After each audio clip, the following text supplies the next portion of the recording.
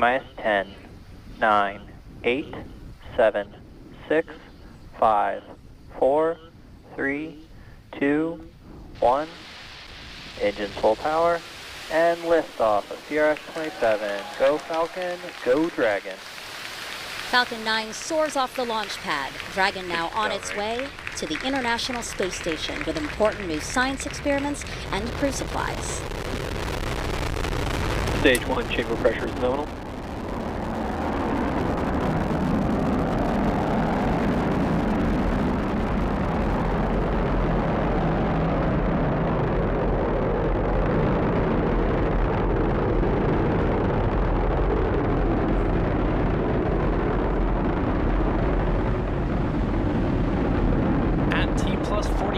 Falcon 9 has successfully lifted off from historic launch complex 39A in Florida.